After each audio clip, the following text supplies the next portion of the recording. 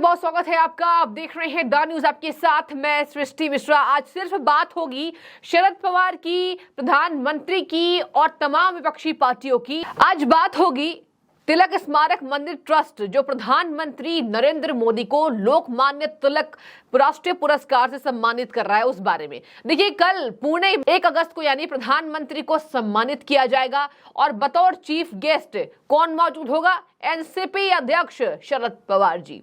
और देखिए, इसी बात को लेकर तमाम विपक्षी पार्टियों में खलबली मची हुई है। आईएनडीआईए के समर्थक नाराज हैं, आईएनडीआईए के गठबंधन की विपक्षी टीम नाराज है। किससे नाराज है? तो शरद पवार से नाराज है। और देखिए, इसी बात को लेकर सियासी गलियारों में यह चर्चा है कि विपक्षियों को रास नहीं आ रहा है कि शरद पवार उसमें सम्मानित प्रधानमंत्री को क्यों करेंगे, जबकि शरद पवार जानते हैं कि प्रधानमंत्री की वजह से, मतलब बीजेपी की वजह से उनके भतीजे ने बगावत के सुर अपनाए।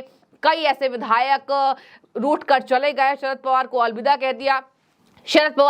कह दिया, और भारतीय जनता पार्टी का दामन थाम लिया। अजित पवार देवेंद्र फडणवीस के साथ, एकनाथ शिंदे के साथ जा चुके हैं। और देखिए दर्शकों, यही बात सामने आ रही है कि कई ऐसे तमाम नेता हैं उस ग्रुप में, विपक्षी गठबंधन में, जो ये कह रहे थे कि आप कृपया उस कार्यक्रम में ना जाइए। और आपको बता दें, जब इस बारे में तमाम विपक्षी पार्टियों के सांसदों से बातचीत हो रही है तो ये साफ तौर पर नाराजगी चेहरे पर ही देखी जा रही है। जी हाँ, सही सुन रहे हैं आप, विपक्षी पार्टियों में खलबली है, एक तगड़ा झटका विपक्ष को।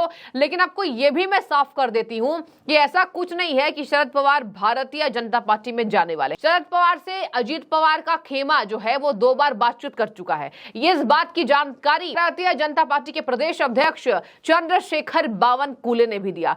चंद्रशेखर बावनकुले ने यह बताया है कि हमने 2 बार, और अजित पवार का जो पूरा खेमा है, हमने 2 बार शरद पवार जी से बातचीत करी है कि आप 13 करोड़ जनता के विकास के लिए एनडीए का दामन थाम ले, लेकिन वो नहीं माने। और देखिए, आपने देखा होगा शरद पवार से जब ये बयान लिए जाते हैं, जब बातचीत करती है मीडिया, तो शरद पवार यही कहते हैं कि मुझे नहीं जाना है, और जमकर विरोध भी करते हैं। अब इनके सांसदों का बयान सामने आ रहा है। देखिए, वंदना चौहान सांसद हैं, कह रही हैं पीएम मोदी प्रधानमंत्री हैं, मोदी जी का सम्मान करना जरूरी है, और इसी वजह से शरद पवार उस कार्यक्रम में जा रहे हैं। एक तरफ ये भी बोलती हैं कि मैंने मना किया था, मैंने शरद पवार को समझाया था, तमाम हम सांसद मिलकर शरद पवार को समझा रहे हैं कि उस कार्यक्रम में ना जाए, वो भी उस वक्त जब एकनाथ शिंदे की सरकार से जा मिले उनके भतीजे अजित पवार। और पीएम मोदी की वजह से हमारी पार्टी टूट गई।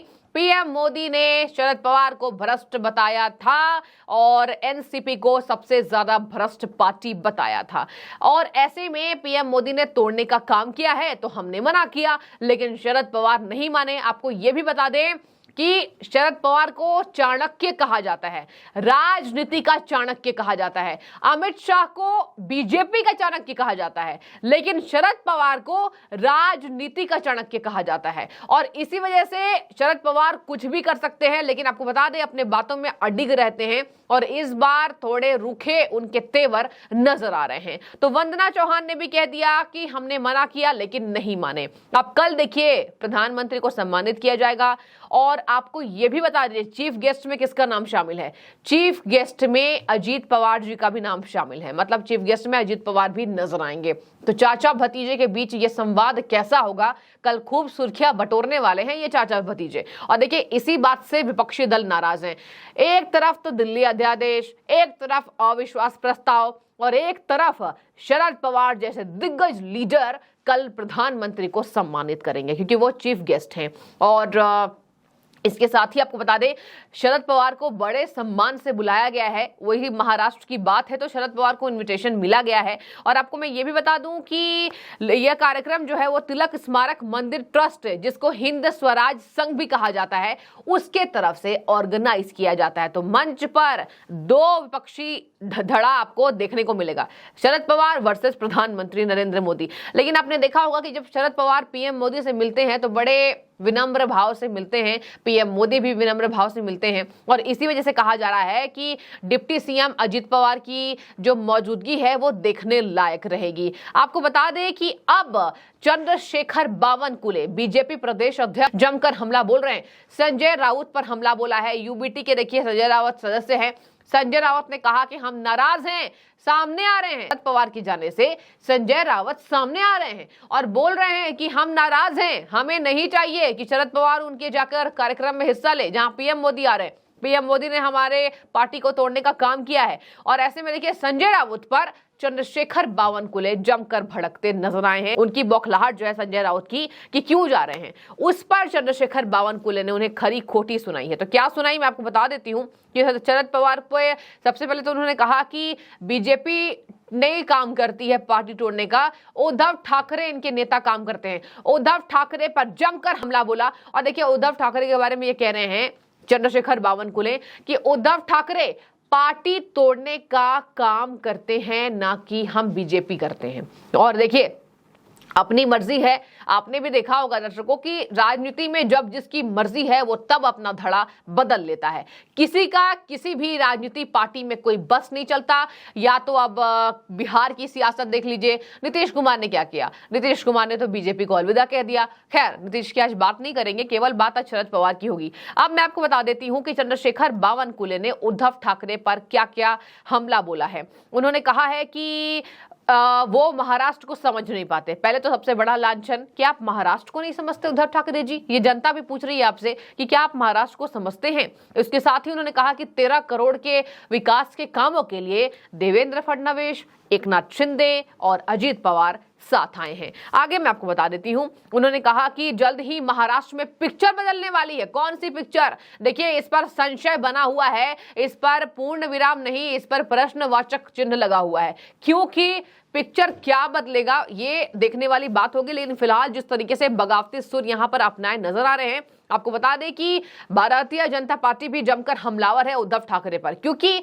वहां पर लगातार संजय राउत कह रहे हैं कि भारतीय जनता पार्टी ने पार्टी तोड़ने का काम किया है। देखिए यहां पर लगातार शरद पवार के कार्यक्रम में हिस्सेदारी को लेकर विपक्षी पार्टी नाराज है कि क्या शरद पवार बीजेपी में जाने वाले हैं। लेकिन देखिए ऐसा कुछ भी नहीं होने वाला है, ये अभी नहीं बोला जा सकता है, क्योंकि शरद पवार ने कह दिया और यहां पर अजीत पवार ने भी कह दिया कि हमने 2 बार बातचीत करी, लेकिन ऐसा कुछ उनके तरफ से रिप्लाई नहीं आया शरद पवार की तरफ से। तो अभी कुछ भी हो सकता है। लेकिन देखिए जिस तरीके से उन्हें राजनीति का चाणक्य कहा जाता है, शरद पवार कुछ भी कर सकते हैं।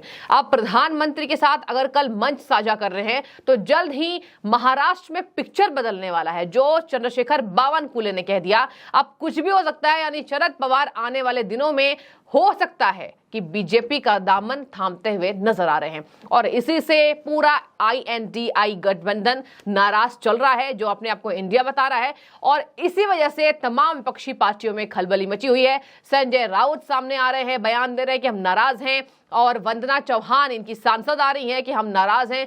शरद पवार को मनाया गया लेकिन वो नहीं मान रहे हैं। तो देखिए शरद पवार पर ही ये अब छोड़ देते हैं कि आगे वो क्या करने वाले हैं, क्योंकि अभी महाराष्ट्र में जिस तरीके से अजीत पवार ने एनसीपी का खेल बिगाड़ा, कहा जा रहा है कि इसी आहत होकर या कह लीजिए कि पार्टी को कमजोर देखकर शरद पवार आने वाले दिनों में पिक्चर बदल सकते हैं। और इसी बात पर यह पूरी खबर निर्धारित थी। अब देखने वाली बात होगी कि फिलहाल शरद पवार कल के कार्यक्रम के बाद क्या रुख अपनाते हुए नजर आते हैं। तो आपकी जो भी राय हो, क्या आपको लगता है कि शरद पवार भारतीय जनता पार्टी के साथ जा सकते हैं? जरूर बताएं। बहुत शुक्रिया आपका।